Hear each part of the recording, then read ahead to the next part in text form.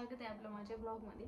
तर फर्स्ट पार्टमध्ये तुम्ही बघितलं असेल माझं फर्स्ट ट्रायमेस्टर कसं होतं, मी काय काळजी घेतली. तर सेकंडमध्ये पण सेम आहे, फक्त सोनोग्राफी वगैरे, सोनोग्राफीचे चेंजेस वगैरे मी तुम्हाला या ब्लॉगमध्ये तुम्हाला सांगणार आहे. आणि मी अजून काय काय खाल्लं, म्हणजे खाण्यामध्ये काही चेंज केलं का, म्हणजे ॲसिडिटी वगैरे हे सगळं मी सांगणार आहे. माझं पोट दिसत होतं की नाही असं. तर सुरुवात करू आपण. झालं असं, चौथा महिना, तिसऱ्या महिन्यामध्ये माझं NT स्कॅन झालेलं. तर 4th मंथ असंच गेलं. मला ॲसिडिटी तेव्हा स्टार्टिंग मी तुम्हाला सांगितल्याप्रमाणे स्टार्टिंगलाच माझी ॲसिडिटी वगैरे बंद झालेली. त्याच्यानंतर मला ॲसिडिटी नाही झाली.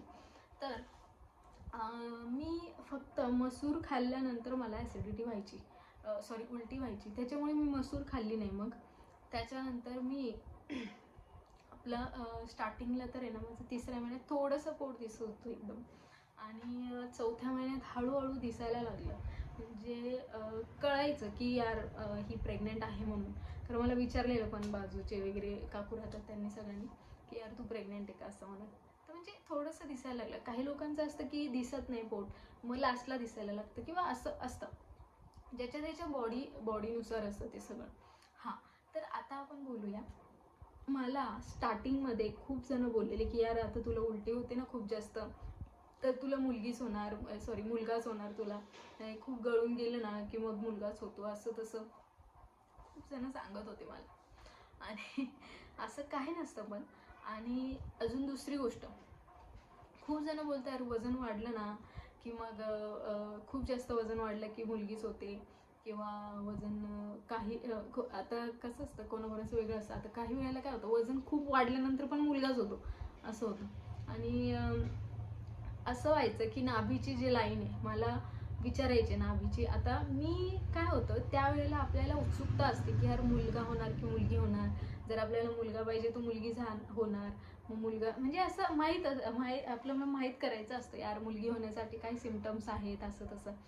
तर मी जेव्हा प्रेग्नंट होती तर मी माझ्या खरंच मैत्रिणींना मी विचारायची की यार तुला काही सिम्पटम्स होते का. मग असं मला तर उलट्या झाल्या. माझी फ्रेंड आहे, ती बोलली मला तर उलट्याच नाही झाल्या म्हणून.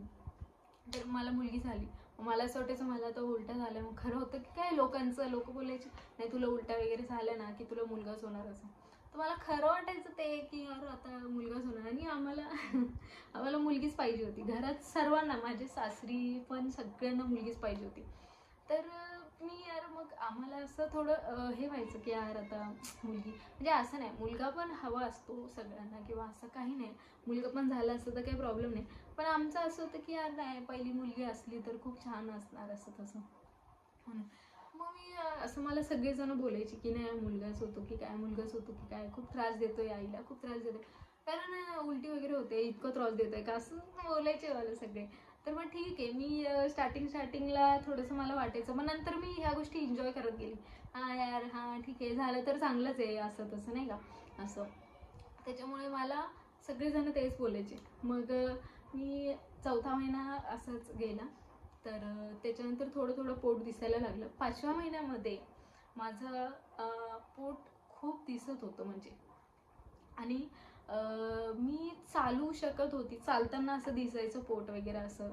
आणि मी जेव्हा 5व्या महिन्यामध्ये एक ॲनोमली स्कॅन असतो, सोनोग्राफी असते ती, ॲनोमली स्कॅन बोलतात त्याला. त्याच्यामध्ये बाळाचे पाची बोटं, पाची म्हणजे हाताची पाची बोटं, पायाची पाची बोटं, कान नाक डोळे वगैरे असं सगळं दिसतं त्याच्यामध्ये. म्हणजे कळतं आपल्याला दिसतं, छोटंसं असतं एकदम, पण ते कळतं त्याच्यामध्ये. डॉक्टर ते सांगतात आपल्याला की हे बाळाचे मेंदू आहे, बाळाचा पाठीचा कणा आहे हा, बाळाची गुडघे आहेत, म्हणजे त्याचे पाय आहेत, असं सगळं सांगतात. खूप छान वाटतं ते असं बघायला की यार किती छान आहे हे असं. तेव्हा आम्हाला ॲनोमली स्कॅन सांगितलेली, आणि ती पण इम्पॉर्टंट असते. पहिले तिसऱ्या महिन्याची आणि 5व्या महिन्याची जे सोनोग्राफी असतात ते खूप इम्पॉर्टंट असतात खरं. मग आम्हाला सांगितलेलं नाही का सर्वांनी असं, म्हणजे डॉक्टरने, की नाक आहे म्हणून असं छान. आणि बाळ असं तेव्हा आहे ना ते हालचाल करत असतं, छोटे छोटे हात असतं त्याची हालचाल करत असतं. तर हे ना असं बसलेली होती सावी, असं ते करत होती असं. डॉक्टर सुद्धा बोलले अरे विचार करते वाटतं बाळ. आणि ती म्हणजे अजून पण ती तशीच करते. कधी कधी ती समजा आम्ही तिला असं घेतलं ना, तिला झोपवतोय किंवा असं, तर ती तसं करते. ते मला आठवतं खरंच यार, ती म्हणजे पोटात असताना पण तसं करायची म्हणून असं. तर मला खूप छान वाटायचं. ओठांचा शेप सुद्धा त्याच्यामध्ये कळतो. आणि तेव्हा पण तेव्हा मला डॉक्टर बोललेले की वॉटर लेवल खूप चांगली आहे म्हणून तुझी. म्हणजे मी तेव्हा पाणी पिऊन नव्हती गेलेली, कारण मला घरचे सांगायचे की सोनोग्राफीला जाताना ना तू पाणी पिऊन जात जा. म्हणजे कसं पाण्याचं वॉटर लेवल त्यांना म्हणजे कळते, पाण्याची लेवल समजते त्यांना, नाही का. पाणी कमी तर नाही झालं किंवा असं, जर कमी झालं असेल तर ते दुसरी म्हणजे ट्रीटमेंट चालू करतात. मला घरच्यांनी सांगितलं होतं की तू जाताना ना पाणी पिऊन जायचं, नाही तर ट्रीटमेंट चालू करतील, सलाईन वगैरे लावतील पाणी पाण्याचं प्रमाण वाढवण्यासाठी. कारण बाळ हे ना पाण्यातच असतं, गर्भामध्ये पाण्यातच असतं ते. त्याच्यामुळे त्याला पाण्याचं प्रमाण जास्त पाहिजे असतं. त्याला पाण्याचं प्रमाण कमी नको व्हायला म्हणून पाणी प्यायचं असतं जास्त. तर मला सांगितलं डॉक्टर की वॉटर लेवल खूप चांगली आहे तुझी म्हणून. तर मला थोडंसं छान वाटलं की यार ठीक आहे, म्हणजे मी बरोबर पाणी पिते म्हणून, नाही का. मी सांगितलं त्यांना की मी 2-3 लिटर पाणी पिते. ते बोलले अरे वा छान आहे, म्हणजे इतकं पाणी तर पिलं पाहिजे म्हणजे प्रेग्नेन्सीमध्ये, गर्भासाठी छान चांगलं असतं बाळासाठी म्हणून. तर मी पाणी वगैरे प्यायची. आणि जसं की मी तुम्हाला सांगितलं क्रेविंग्सबद्दल, मला तेव्हासुद्धा क्रेविंग्स खूप जास्त झालेले. म्हणजे 5व्या-6व्या महिन्यात मला सांगू नाही शकत. मी ना इथे पुण्यामध्ये एक बर्गर मिळतो, मी बर्गरच खायची, सारखं बर्गर खायची मी. जेव्हा वीकेंड आला ना तेव्हा मी बोलायची की यार मला बर्गर खायचा आज म्हणून. ठीक आहे चला, माझे हसबंड मला घेऊन पण जायचे, पण ते चांगलं नसतं ॲक्च्युली बर्गर खाणं वगैरे. कारण माझे फ्रेंड्स आहेत काही, त्यांना म्हणजे कसं असतं पोट दुखतं, म्हणजे काय होतं ते पचत नाही तर पोटात दुखतं. आणि मला एकदा झालेलं पोटात असं दुखत होतं की कशामुळे दुखतंय म्हणून, नाही का. मग मला वाटलं मैदा ते ह्याच्यामुळे तर नसेल दुखत असं, पण काय नाही, ते नॉर्मली होतं. मी डॉक्टरला पण विचारलं, ते बोलले नाही ठीक आहे नॉर्मली, पण तू खाल्ल्यानंतर थोडंसं, मग मी काय करायची राऊंड वगैरे मारून घ्यायची 1-2, म्हणजे थोडंसं जिरून जायचं वगैरे असं. पण खायची, पण मी खूप कमी खायचे, असं नाही. स्टार्टिंगला खाल्लं मी खूप, म्हणजे मी सांगते पूर्ण 9 महिन्यात 5-6 वेळेला मी खाल्लं. 7व्या महिन्यानंतर तर मी नाशिकलाच होती, त्याच्यामुळे मी इथे असताना खाल्लं. 2ऱ्या 3ऱ्या 4थ्या महिन्यामध्ये मी खाल्लं. त्याच्यानंतर नाही, मग त्याच्यानंतर मी नाशिकला गेल्यानंतर काय म्हणजे जास्त बाहेरचं खाल्लं नाही. आणि दुसरी गोष्ट, मी सोनोग्राफी वगैरे करून घरी आली. त्याच्यानंतर आम्ही ते विचार करत बसलो छान की यार ठीक आहे वॉटर लेवल चांगली. मला माझे हसबंड बोलले की तू वॉटर लेवलचं पाणी जसं पिते आता तसंच ठेव, म्हणजे काही प्रॉब्लेम येणार नाही नॉर्मल डिलिव्हरीसाठी. तर मी तेव्हा काय करायची, तेव्हा पण जरा काळजी घ्यावी लागते की जास्त उठबस नाही म्हणजे असं नाही का, म्हणजे आपण जिना वगैरे चढतो किंवा असं काही जास्त करायचं नसतं. ते इथे माझं घर तर ग्राउंड फ्लोअरलाच आहे, त्याच्यामुळे असं काही झालं नाही. आणि ती मला थोडंसं भीती निघून गेली होती त्याच्यानंतर. म्हणजे ते कसं होतं, बाळ थोडं वाढत जातं ना, त्याच्यामुळे ती भीती जास्त राहत नाही. थोडंसं फक्त आपलं थोडं जपायचं तेवढं. मग त्याच्यानंतर मी स्ट्रेच मार्क्स आपल्याला स्टार्ट होतात. म्हणजे 3ऱ्या महिन्यामध्ये तर एवढे दिसत नाही. 4थ्या महिन्यापासून, म्हणजे माझे दिसले नव्हते, 4थ्या महिन्यापासून जरा दिसायला लागले. मग मी काय केलं, बॉडी म्हणजे पोटाचा जे पोट आहे पूर्ण किंवा आपलं हिप आहे, तर मी त्याला ना मॉइश्चराईज ठेवायची. तर मी त्याच्यासाठी ना स्टार्टिंगला तर आपलं नॉर्मली तेल लावायची. आणि त्याच्यानंतर मला माझ्या फ्रेंडने सांगितलं की तू बायो ऑइल यूज कर म्हणून. तर मी बायो ऑइल म्हणजे घ्यायची, बायो ऑइल लावायची ते. तर ते ना स्टार्टिंगपासून लावायला लागतं बायो ऑइल. मी काय केलं खूप लास्टला, म्हणजे जेव्हा माझे स्ट्रेच मार्क्स, मला वाटलं नाही अजून स्ट्रेच मार्क्स नसतील, मला नाही येणार बघ असं. जेव्हा माझे स्ट्रेच मार्क्स दिसायला लागले तेव्हा मला टेन्शन आलं डायरेक्ट की आता आता घ्यायला लागेल म्हणून, नाही का.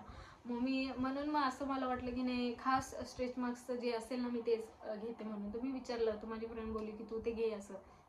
मग मी ते ऑइल लावायला यूज केलं. तर मी तुम्हाला हे सांगेल की बायो ऑइल जे आहे ते तुम्ही स्टार्टिंगपासून, म्हणजे जशी प्रेग्नेन्सी तुमची राहते, कारण ऑलरेडी प्रेग्नेन्सी राहिल्यानंतर 5 ते 6 वीक झालेले असतात, त्याच्यानंतर कळतं आपल्याला.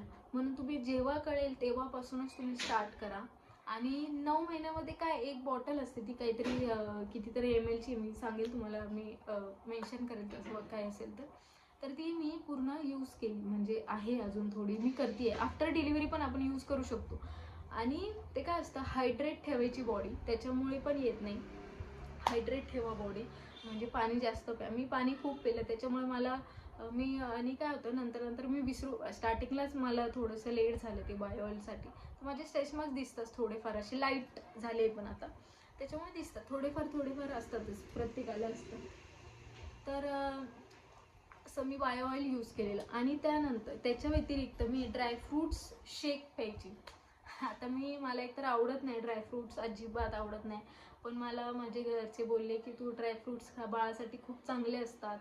मग मी आणले. मग मी ते काय करायची, रात्री, एक मिनटा, सॉरी, तर मी ड्रायफ्रूट्स सगळे आणलेले तेव्हा मी काय करायचे, ड्रायफ्रूट्स मला असे पण खाता येत, म्हणजे आवडत नाही खायला, आणि भिजवून खावं लागायचे ते. तर भिजवून आता काय व्हायचं माहिती आहे का, फक्त मनुके ठीक लागायचे भिजून खायला, बाकीचं मला काही एवढं आवडायचं नाही. मग मी काय केलं, ड्रायफ्रूट्स रात्री मी भिजत टाकायची, दुसऱ्या दिवशी त्याचा शेक बनवायची. कसा, त्याच्यामध्ये थोडंसं दूध ॲड करायची आणि केळी टाकायची, त्याच्याने म्हणजे गोड वगैरे येणार. तर खजूर पण मी टाकायची, म्हणजे शुगर वगैरे असं काही यूज केलंच नाही मी खरं म्हणजे.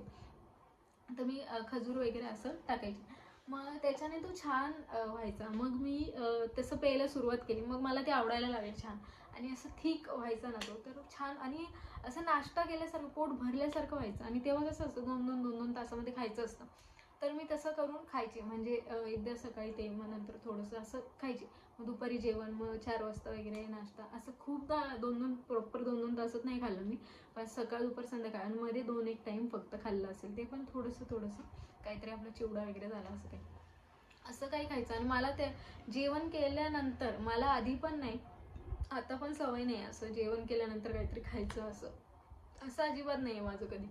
त्याच्यामुळे मला ती सवय नव्हती, पण असं बाळामुळे ना तेव्हा भूक लागते, त्याच्यामुळे ते थोडंसं आपण खातो.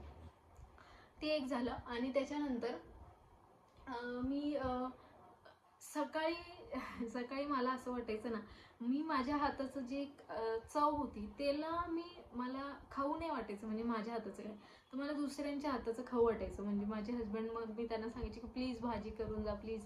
मग ते भाजी करून जायची माहिती, मग मी चपाती वगैरे बनवून घ्यायची, आणि मग मी तसं खायची. आणि मला खूप जण विचारायचे तुला काय खायची इच्छा होते, मला सांग, मी तुला बनवून देईल वगैरे. आणि असं चांगलं असतं ते प्रेग्नेन्सीमध्ये कोणाला जेवण वगैरे देणं, किंवा असं छान असतं, चांगलं असतं ते खरं.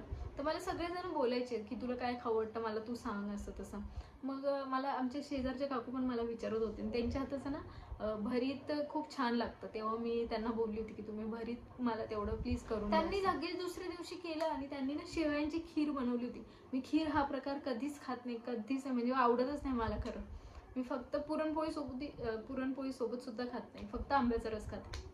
तेव्हा मी त्या काकूंना बोलली, तर त्या काकूंनी मला खीर पण दिलेली तेव्हा. बापरे, एवढी छान होती ती खीर, मला खूप आवडली होती. मी त्यांना बोलली पण, त्याच्यानंतर पण त्यांनी दिली होती मला. ते सगळं खाण्याचं क्रेविंग्स वगैरे झालं. त्यानंतर येतं मूड स्विंग्स. खतरनाक मूड स्विंग्स होतात, खतरनाक मूड स्विंग्स. म्हणजे मी आत्ता चिडायची माझ्या हस्बंडवरती की यार तुम्ही असं केलं, नाही, म्हणजे काहीतरी फालतू कारण असायचं, काहीतरी एवढंसं क्षुल्लक कारण एकदम, आणि त्याच्यावरून मी चिडायची त्यांच्यावरती. पण बिचारे मला खूप समजून घेतलं त्यावेळेला त्यांनी. मी नंतर खूप सॉरी पण बोलायची मग त्यांना, लगेच माझं क्विक हे मूड चेंज लगेच. पण ते विचार करायचे, मग त्यांना कळून गेलं की थोडं मूड स्विंग्स होतं, मग त्यांनी पण मला समजून घेतलं. त्यानंतर मला पण थोडंसं वाटायचं की यार मी चिडली खूपच आहे किंवा असं, पण ते होऊन जातं, ते मूड स्विंग्स खरंच होतात. मला असं वाटायचं खरंच मूड स्विंग्स होता का यार, माझं तर काही होणार नाही त्याचं, पण होतात, माझे झाले खरंच. त्यानंतर घरात, आणि तेव्हा थंडीचं, त्याच्या आधी ना थोडं थंडीचं सीझन होतं, 4थ्या महिन्यात, मला वाटतं 3ऱ्या-4थ्या महिन्यात. तेव्हा मी कंटिन्यू चप्पल घातलेली, कारण तेव्हा आहे ना, जसं जसं आपलं पोट वाढतं, 5व्या-6व्या म्हणजे 4थ्या महिन्यापासून पोट वाढायला तयार होते, आणि बाळाचं हळूहळू म्हणजे वजन आपलं वाढायला लागतं बाळाचं जसं जसं मोठं होतं. तर मी चप्पल कंटिन्यू घातलेली, कारण म्हणजे ना टाच दुखायचे खूप जास्त. तर टाच दुखल्यामुळे ना, तर माझं म्हणजे खूप असं मला उभंच नाही राहायला जायचं, इतकं दुखायचं. तर मी चप्पल तेव्हापासून स्टार्ट केली घालायला, की आता नाही मी चप्पल घालणार वगैरे असं. तर मी कंटिन्यू केलं. तुम्ही म्हणजे जर कधी असे टाच दुखले ना आपले, तर तुम्ही काय चप्पल वगैरे स्टार्ट करा. चप्पल तर काय 4थ्या-5व्या महिन्यात स्टार्ट करून द्यायची, कारण हळूहळू ना वजन वाढतं, तसं टाचांवरती खूप जोर येतो, तेव्हा खूप वजन वाढतं तेव्हा. तर तुम्ही चप्पल वगैरे स्टार्ट करायची तेव्हा घालायला असं. आणि याच्या व्यतिरिक्त तर काहीच मी केलं नाही तसं. फक्त 6व्या महिन्यामध्ये मी मग 7व्या महिन्यात मला वाटतं 7वा संपलाच होता ऑलमोस्ट. हां, 7वा संपायला 7-8 दिवस बाकी होते, तेव्हा मी नाशिकला गेलेली. तेव्हा मी प्रवास केला 6व्या महिन्यातच. म्हणजे तेव्हा मग काय नाही, इथे पुण्यात माझे 3-4 महिने माझे गेले. त्याच्यानंतर मग मी नाशिकला गेली. म्हणजे 3rd ट्रायमेस्टर माझा नाशिकमध्येच होता म्हणायला गेलं तर हरकत नाही. तर आता ह्याच्या व्यतिरिक्त जर तुम्हाला काही प्रश्न असतील तर तुम्ही मला विचारू शकता.